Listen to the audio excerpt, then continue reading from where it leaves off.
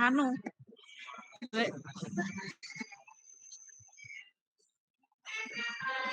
suaranya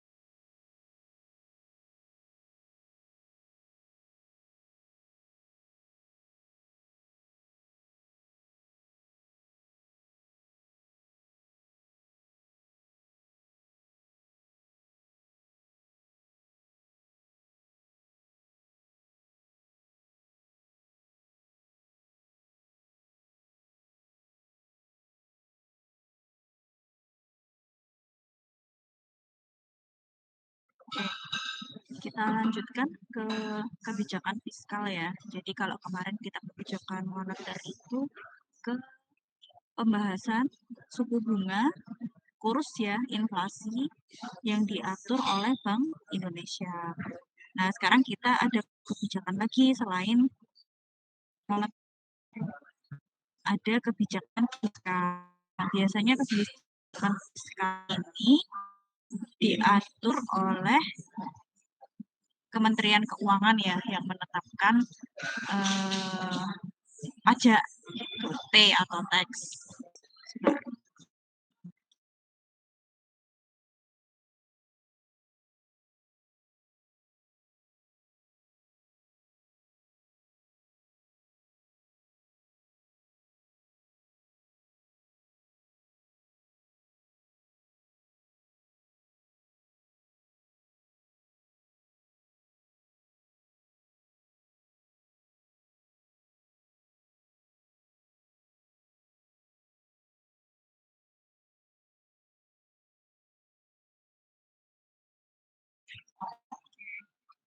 Kemudian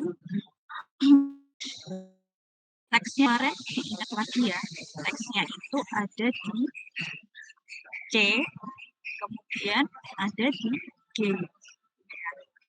Di I juga kan kemarin perusahaan-perusahaan juga harus membayar teks. Kemudian di X dan M ada teks yang dibayar kalau melakukan ekspor maupun impor. Jadi sebenarnya di 4 sektor ini ada. Nah, sekarang kebijakan teksnya itu sendiri yang harus diatur biasanya oleh Kementerian Keuangan. Harapannya ya, kita kan kalau belajar ekonomi makro itu biasanya arah dan tujuannya atau harapannya itu tentunya ya ingin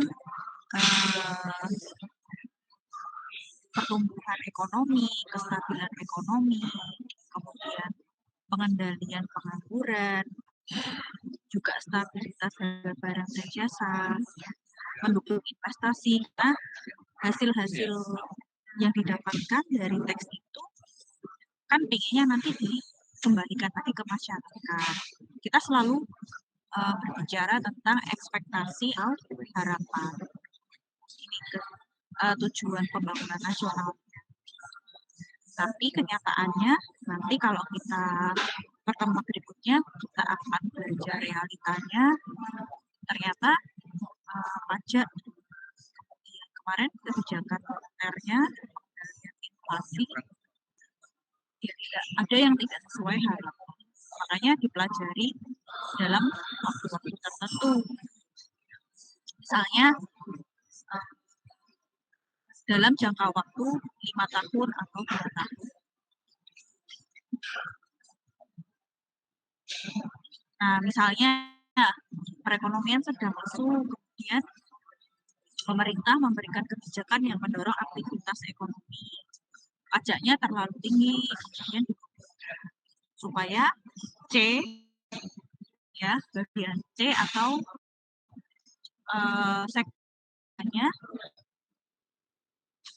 terjadi gerakan lagi. Jadi kemarin kalau kita belajar satu sektor, C-nya kan berkurang dengan teks, jadi disposable income. Nah sekarang Kalau misalnya T-nya dikurangi, ya supaya disposable income-nya naik, sehingga konsumsinya bisa terdorong lagi naik.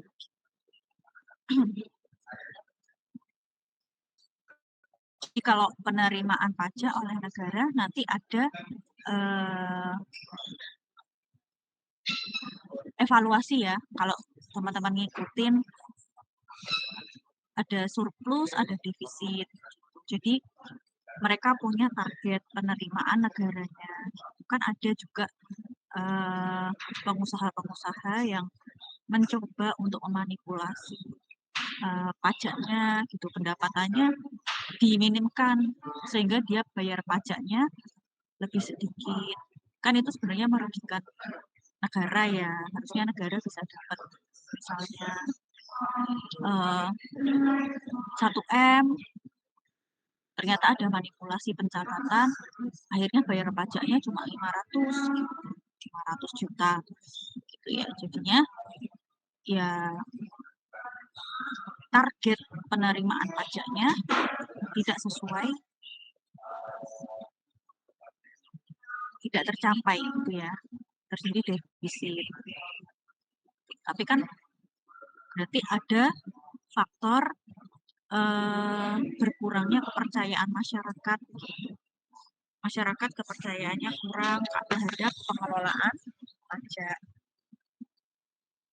Bisa jadi penerimaan pajaknya tidak sesuai dengan targetnya, sehingga terjadi defisit. Penerimaan pajaknya sedikit, tapi G kemarin kita sektor 3 government expenditure lebih tinggi, sehingga menyebabkan terjadinya defisit.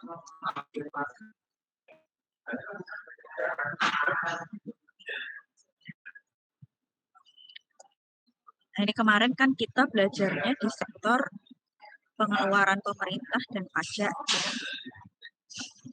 C, YMT ini kan PE sama dengan C dalam kurung YMT. Itu kan kemarin kita disposable income ya. Jadi di sini kalau dari rumusnya ini, pengeluaran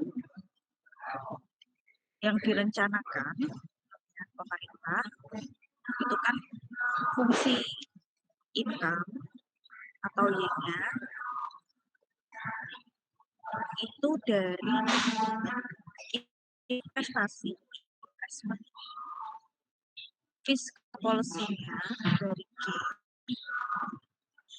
dan tax-nya. Jadi kemarin kita belajar government expenditure atau G sebagai fiscal policy. Kalau grafiknya ke marginal propensity consume. MPC ini ya. MPC ini marginal propensity to consume, di mana dipengaruhi oleh income.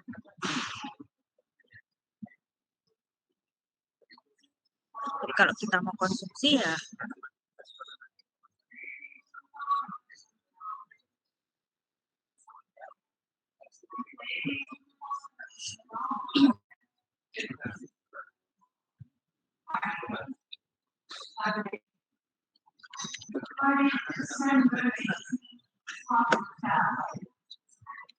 sebentar ya.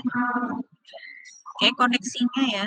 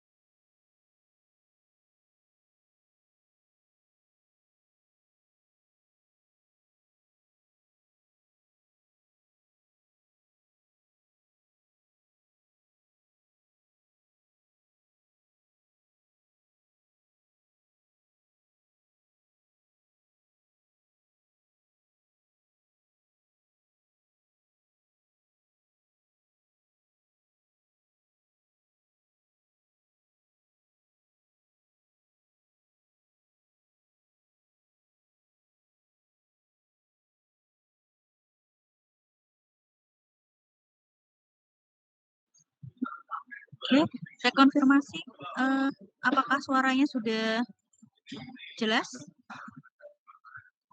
Jelas, Bu. Oke, kita lanjutkan ya.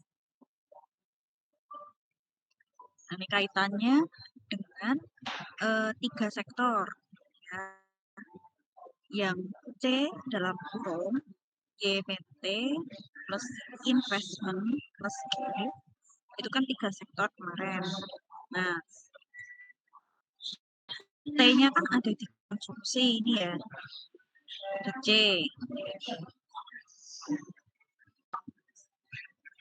Kemudian juga ada di G. Ini ada T. Sebenarnya juga investasi kan juga bayar pajak ya. Nah, di sini ada G. G-nya juga berkaitan dengan teks gitu. Makanya disebut dengan fiscal policy.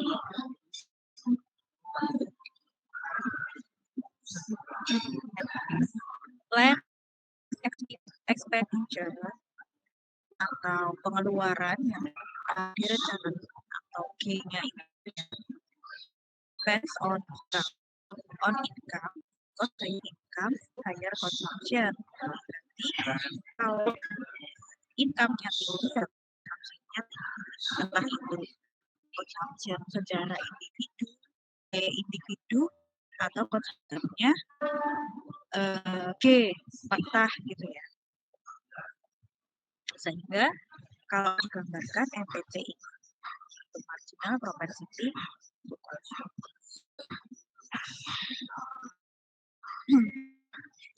Kemudian kaitannya dengan suku bunga. Kemarin kan kita bahasnya suku bunga dengan pajak gitu ya. Nah sekarang suku bunga juga akan berkaitan dengan kebijakan fiskalnya atau pengeluaran pemerintah. Dan kemarin kita belajar itu sebagai sektor ketiga. Sekarang kita belajar itu sebagai kebijakan fiskal. Kemarin kita belajar di sektor ketiga, G-nya kalau pemerintah memicu inflasi. Nah, kalau di sini selain memicu inflasi juga pengeluaran pemerintah itu meningkatkan suku bunga atau interest. Jadi kalau G-nya naik, R-nya ini akan naik dari R1 ke 2. Kalau suku bunganya naik, apalagi suku bunga simpanan orang-orang akan tertarik untuk menabung. Jadi I-nya ini melandai ke bawah dari yang cembung itu ya. Investasinya jadi kalau digambarkan secara grafik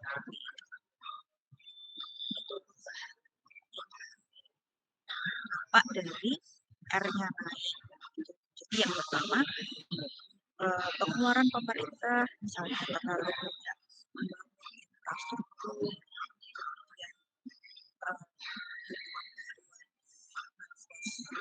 juga sedang tuntutannya intinya pengeluaran pemerintah suku bunganya naik dari R1 ke R2 mengakibatkan I-nya S-nya naik ya. S-nya naik dari S2 ke S1. Nah, kalau misalnya terlalu banyak harusnya tadi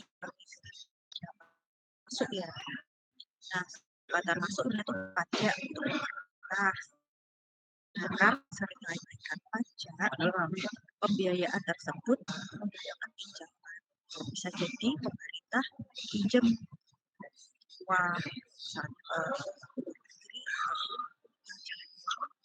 ke masyarakat kita sendiri dengan kemarin menerbitkan SBN, uangnya pada ditarik.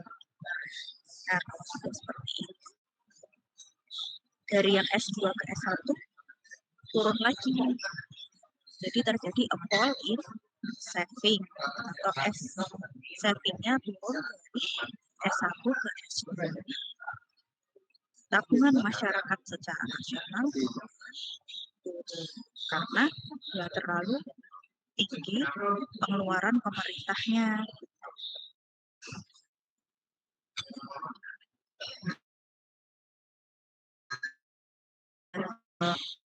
Seperti siklusnya dari kenaikan pengeluaran pemerintah yang terlalu tinggi. Kalau terlalu tinggi, pendapatan pajaknya kurang, pemasukannya kurang, akhirnya menyebabkan pemerintah harus membiayai pembangunan, pengeluaran lainnya dengan pinjaman. Kalau pinjaman ya akhirnya saving masyarakat akan secara grafik ya. Nanti minggu depan kita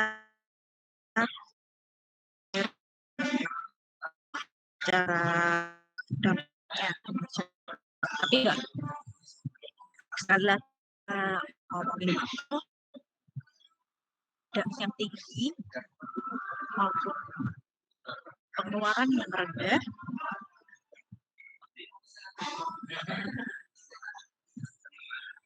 masih terdengar ya, sebentar.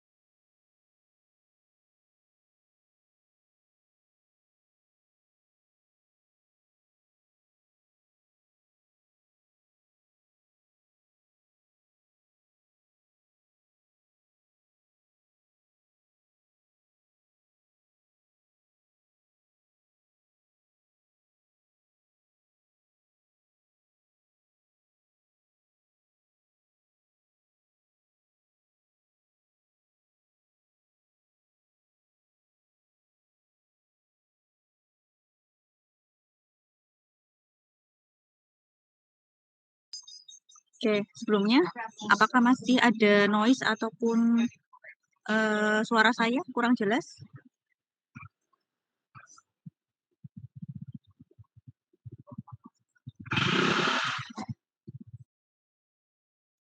Udah jelas, Bu. Oke, saya ulangi lagi ya. Jadi, grafik yang ini kebijakan fiskal itu ada di government spending. Nah, kalau kita ngomong kebijakan fiskal itu pengaturan pengeluaran pemerintah dan ya. Sekarang kita ke pengeluaran pemerintah dulu ya. Pengeluaran pemerintah, government spending, atau kalau kita kemarin belajarnya kan di sektor G. Nah, di sektor G-nya naik terlalu tinggi. Misalnya pemerintah menyediakan lahan untuk pembangunan. Akhirnya banyak investor-investor yang datang gitu kan. Tapi ketika government spending-nya itu menyebabkan suku bunganya naik, itu bergerak dari R1 ke R2, akhirnya kan masyarakat banyak yang nabung ya ke bank, tertarik dengan tabungannya gitu. Sehingga investasinya jadi turun. Investasinya turun. Nih, grafik yang cembung, yang orange nih, geraknya ke bawah ya. Yang I dalam kurung R. Jadi itu penurunan investasi karena kenaikan R atau interest rate atau suku bunga.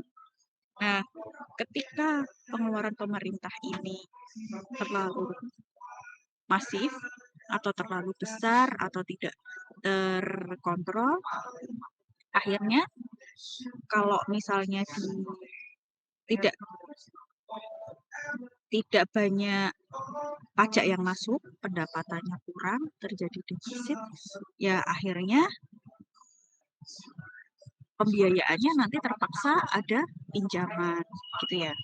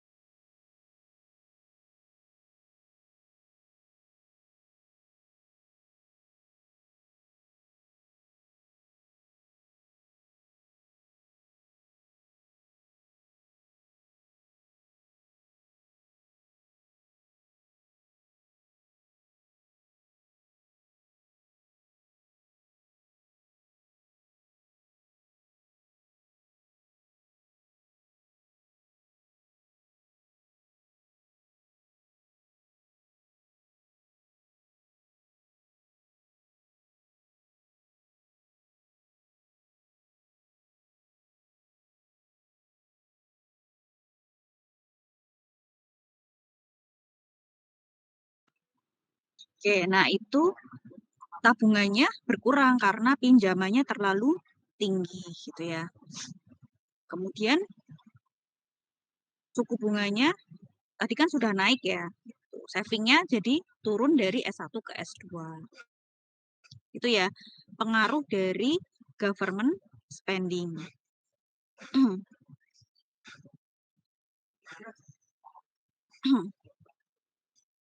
Nah, tapi kalau misalnya pajaknya terlalu tinggi, efeknya mengurangi konsumsi kan ya, gitu.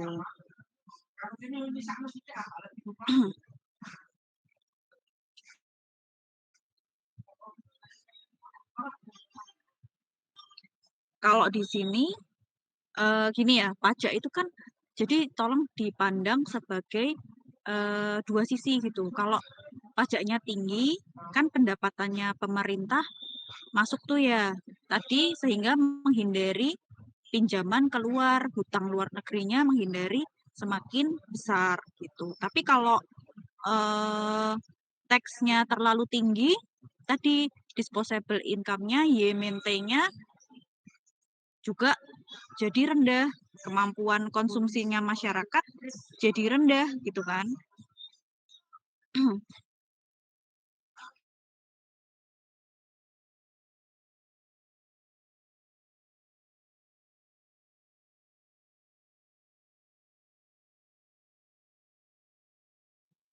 Oke, sebentar sepertinya Ibu harus pindah tempat lagi ya. Bentar.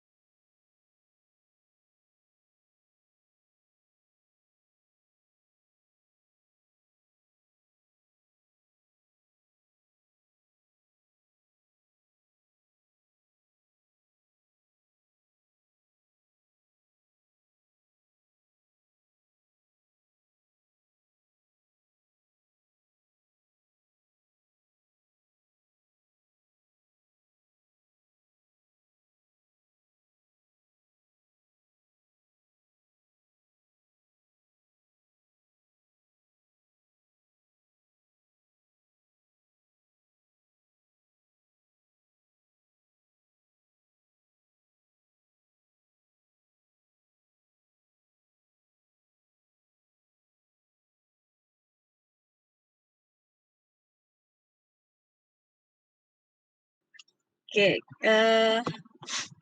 kita lanjutkan di kebijakan fiskal bagian MPC tadi ya.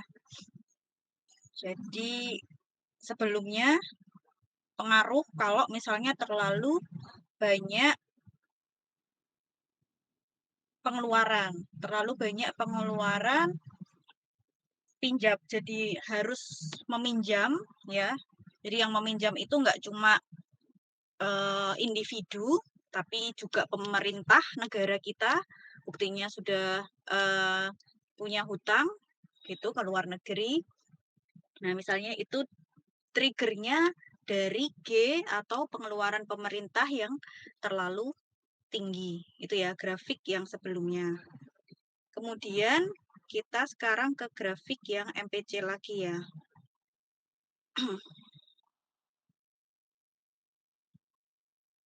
Nah, di sini kalau tadi kan efek karena pajaknya kurang gitu, yang penerimaannya tidak sesuai target negara gitu. Tapi kalau di ini sebenarnya dibutuhkan tadi penurunan tax atau penurunan supaya MC-nya tinggi. Nah, ini sebagai bukti kalau penurunan pajak itu diperlukan juga supaya income-nya tinggi gitu atau Y-nya tinggi. Dilihat dari tax multiplier itu kanan itu ya. Namanya tax multiplier. Efeknya mengurangi konsumsi juga diharapkan kalau pajaknya berkurang, konsumsinya naik, Y-nya gitu ya. Jadi melihat variabel ekonomi makro itu hanya dilihat isi aja gitu. Misalnya inflasi kayak kemarin, inflasi naik ya dianggapnya nggak bagus nih negaranya gitu. Kita juga perlu meningkatkan inflasi juga untuk bergerak gitu ya, gitu berputar, perekonomiannya tidak tapi kalau sudah terlalu tinggi turunkan lagi. Nah, ini kan belajar marginal propensity to consume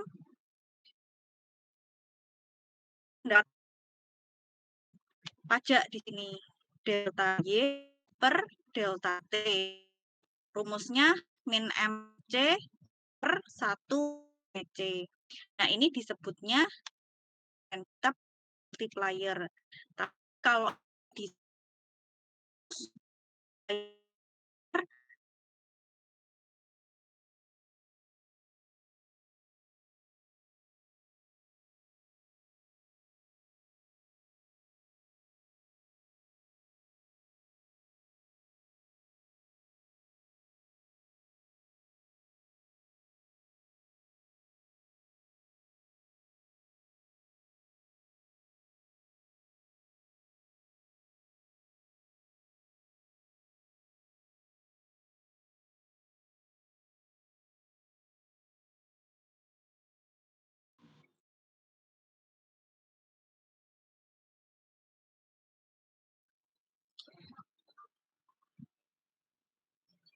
hilang lagi ya.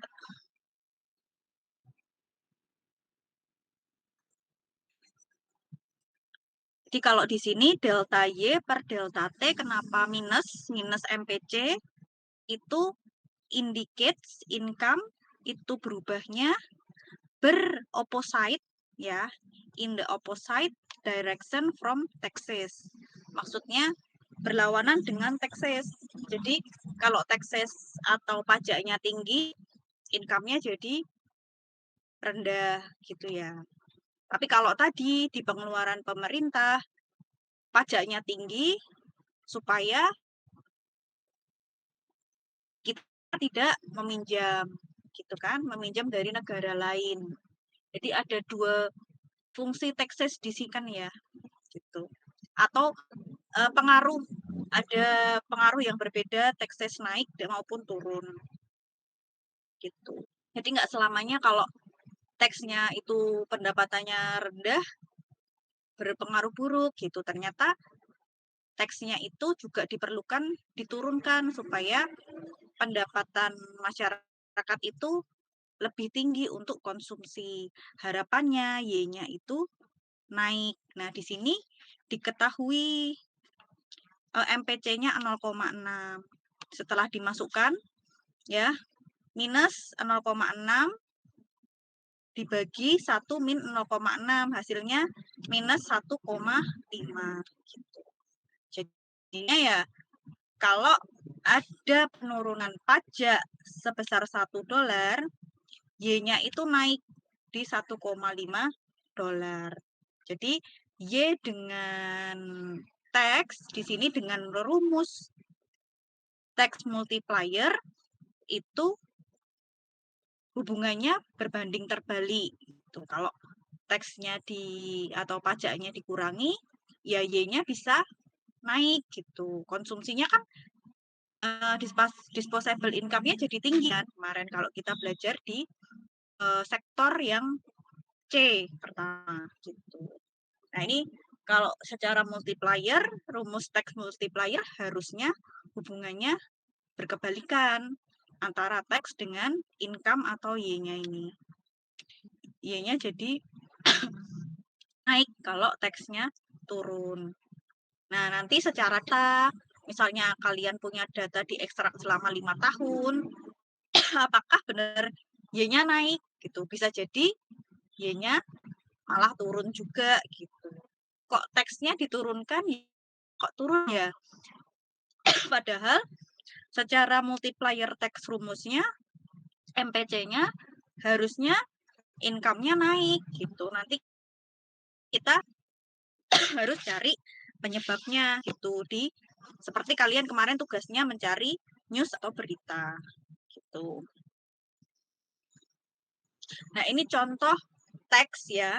Kalau diistilahkan istilah lainnya diekspor atau diimpor itu bea keluar atau ya pajak ekspor kita gitu. Jadi kita kalau mau ekspor barang itu dikenai pajak di negeri kita sendiri gitu. Ya karena tujuannya misalnya kalian pengusaha sawit gitu ya, ingin mengekspor, wah harga di luar negeri sedang bagus gitu. Semuanya pengusaha-pengusaha sawit ekspor gitu. Nah, efeknya apa? Efeknya ya kita sawit habis di dalam negeri. Itu kan kasus minyak goreng gitu kan. Sampai mahal banget ternyata orang-orang pada jual ke luar negeri kampung harganya. Itu cara mencegahnya ya supaya kita di negara kita sendiri kekurangan produknya, harganya juga tinggi, ya pemerintah ngasih pajak gitu kan. Kalau nih pengusaha-pengusaha, kalau kalian mau jual keluar dari Indonesia, ya kalian harus kena pajak nih gitu. Apalagi nih juga kenakan pajak-pajak pada produk mentah supaya nggak kehilangan bahan baku gitu. Kalau dijual dalam bahan kan kita dapatnya sedikit daripada yang sudah diolah. Seperti misalnya kita punya kekayaan bakunya melimpah kakao, tapi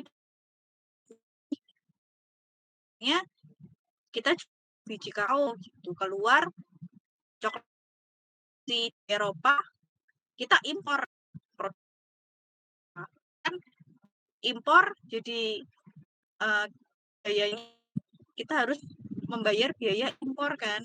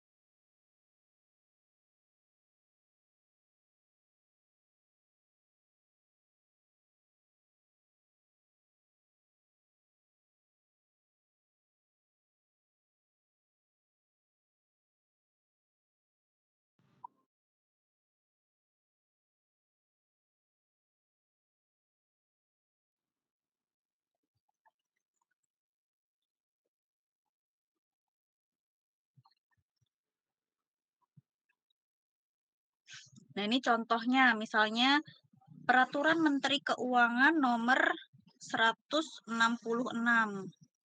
Jadi pemerintah mengenakan bea keluar atau pajak untuk orang-orang yang mau menjual sawitnya ke luar negeri gitu. Misalnya itu dalam USD ya, supaya satuannya itu berlaku secara internasional.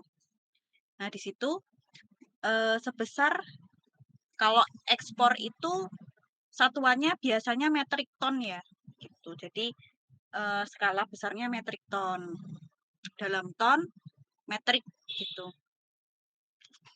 Nah, itu sebesar 93 per metrik ton US dollar.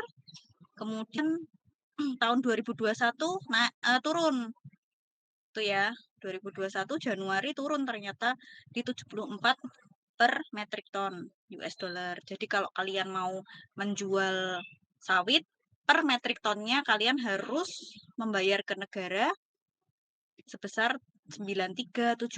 Nah, itu berubah-berubah kan supaya ya dinamis kan, produksi sawit kan dinamis. Jadinya supaya kuantitas yang ada di Indonesia juga terjaga. Selain kita mengekspor dapat pendapatan nasional dari ekspor, juga harus menjaga kuantitas di dalam negeri. Kalau kuantitas di dalam negeri berkurang, sangat berkurang, ya efeknya akan terjadi kelangkaan atau enggak, gitu kan. Ini juga HPE biji kakao juga turun ya. Harganya beda-beda ya.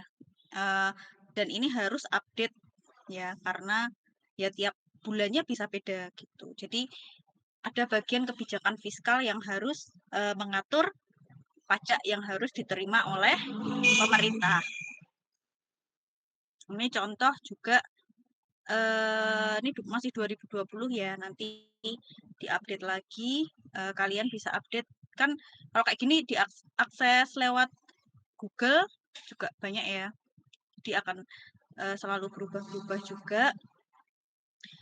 Nah, ini pengenaannya juga berdasarkan proses beda-beda. Jadi misalnya kalau sereh dalam bentuk daun, ini yang nomor 21 ini ya, sereh dalam bentuk daun yang dipetik, dirajang, dijemur. Nah, itu pengenaannya akan beda sama sereh misalnya dalam bentuk basah gitu. Atau yang belum dirajang itu pasti beda pengenaan pajaknya. Nih, contoh pajaknya berdasarkan bentuknya. Berdasarkan komoditi, olahan atau bentuknya. Nah, ini biasanya kalian harus cari di sini yang lebih lengkap. UN Comtrade ya namanya. Nah, itu bisa dipilih. Misalnya sawit dalam bentuk cangkangnya atau sudah olahan gitu ya. Yang misalnya kopi yang sudah di roast atau ditumbuk, dikeringkan dalam bentuk halus, kasar. Nah, itu beda-beda juga gitu ya. Jadi harus dicek. Dan harga jualnya juga beda-beda di UN Comtrade ini. Nah, ini contoh pajak di ekspor ya, pungutan ekspor, bea keluar ekspor gitu.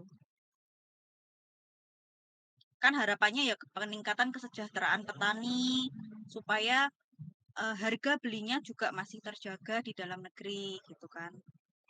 Kemudian peningkatan daya saing produk kelapa sawit. Misalnya kalian jadi pengusaha sawit semua dilarang mengirim dalam bentuk mentah harus sudah dalam bentuk minyak, kosmetik, sabun misalnya gitu ya. Supaya ya itu tadi harga jualnya tuh lebih tinggi gitu. Jadi pendapatan nasional kita juga terdongkrak naik gitu kan. Gitu kalau jualnya dalam bahan mentah kan murah gitu kan ya. Supaya ya ketika value added-nya ditambah di luar negeri, ya daya saing produk kita juga bertambah gitu. Ini contoh-contoh eh data ekspor gitu kan. Ekspor kita ke negara Bangladesh, Italia, ke semua negara ya dari tahun ke tahun. Nah, ini biasanya yang kita regresi nanti data-data ini. Kita ekstrak dari sumbernya, kemudian kita regresi. Nah, kebijakan fiskal pengeluaran pemerintah itu juga ada di selain sektor pertanian, selain subsidi. Misalnya pemerintah memberikan bantuan KIP gitu ya, kartu sembako, kartu prakerja, itu kan juga masuk dalam pengeluaran pemerintah. Jadi pemerintah mengeluarkan sejumlah uang, misalnya dari APBN-nya, kemudian dari kalau beasiswa ada yang dari dana abadi gitu kan.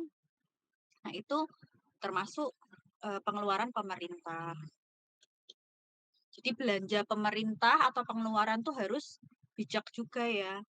Jangan juga eh, semuanya ke pengeluaran pemerintah yang sifatnya pembangunan atau infrastruktur. Nanti bagian peningkatan kualitas SDM atau subsidi petani kurang gitu. Jadi harus dianalisis. Ini perkembangan pertumbuhan penerimaan pajak naik turun kan ya.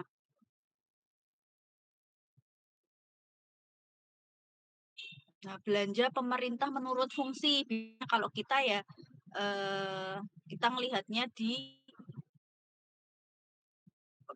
subsidi, kemudian nanti efeknya gimana ke variabel-variabel yang lainnya, misalnya pelayanan umum, ke ekonomi, kemiskinan, pengangguran, Gini ratio itu untuk melihat tingkat kemiskinan kita ya, gitu. Atau kitakah pajak itu berpengaruh ke indeks pembangunan manusia atau enggak? Kita ngelihat data IPM-nya gitu ya. Nah, ini variabel-variabel yang biasanya kita gunakan dalam pembahasan penelitian ekonomi makro.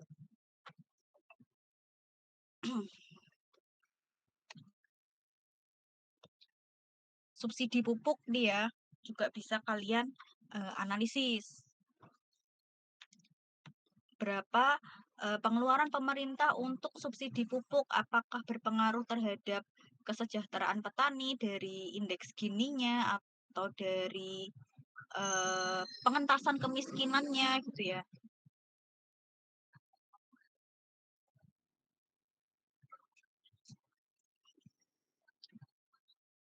Gitu ya. Untuk subsidi non energi, kalau energi kan listrik kan dalam 2 bulan ini kan disubsidi ya, bayarnya cuma 50% gitu misalnya. Itu termasuk pengeluaran pemerintah. Silahkan nanti dianalisis apakah ada pengaruh terhadap perekonomian kita, dilihat misalnya dari tingkat kemiskinan gitu. Itu ya untuk kebijakan fiskal kita sampai di sini dulu. Saya sebelumnya mohon maaf karena saya masih di luar kota, jadinya secara daring dan sinyalnya serta tempatnya juga tidak mendukung. Minggu depan kita ini ya analisis, coba kita praktek analisis cara menganalisis data ekonomi makro. Oke, sampai di sini ada yang mau ditanya? Untuk tugas sepertinya kurang satu kelompok ya, ada 4 kelompok kan ya? Ini yang pengirimnya sudah ada Ayu Sukma Melati, Raihan Setiawan, dan Mia Indah. Berarti kurang 1 ya? Ada 4 kelompok kan? Yang satu silahkan dikirim ya ke email saya. Oke, dipersilakan. Jika ada yang mau didiskusikan atau ditanyakan sebelum Ibu tutup. Minggu depan setiap kelompoknya masih sama ya. Setiap kelompok jika ada salah satu yang membawa laptop, kalau bisa yang sudah ada SPS-nya atau EVIUS, paling nggak sekelompok ada 1 gitu. Nanti kita coba praktek untuk menganalisis data variabel ekonomi makro. Oke, kalau tidak ada yang ditanyakan, Ibu cukupkan. Ibu mohon maaf karena sinyal